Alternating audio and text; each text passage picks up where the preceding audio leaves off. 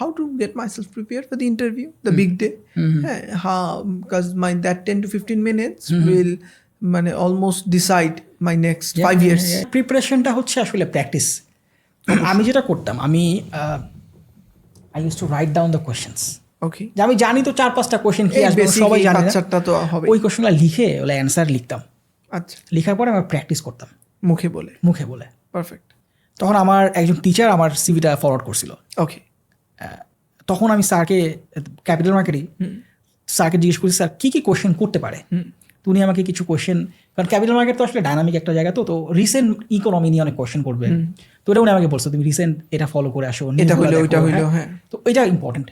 আপনি যে ইন্ডাস্ট্রিতে যাচ্ছেন ওই ইন্ডাস্ট্রিতে নলেজ রাখি, এরকম কারো কাছে জিজ্ঞেস করে নেন, ভাই কী কী কোয়েশ্চেন করতে পারে। অ্যাটায়ার যদি বলি, এখন দেখেন সবার it has to be decent looking, good looking, doesn't have to be flashy.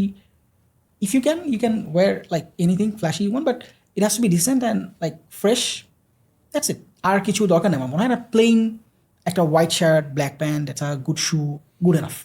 Good enough. Combed hair, and also you should look fresh and you should look কি বলা যায়, এনার্জেটিক। যত বেশি ইন্টারভিউ দিবেন তত বেশি আপনার মিস্টেকের রেটটা কমবে। এক্স্যাক্টলি, প্রথম দিকের ইন্টারভিউগুলোতে মিস্টেক বেশি হবে, আপনি খুব স্বাভাবিক ভুলভাল বলবেন, অনেক নার্ভাস হবেন।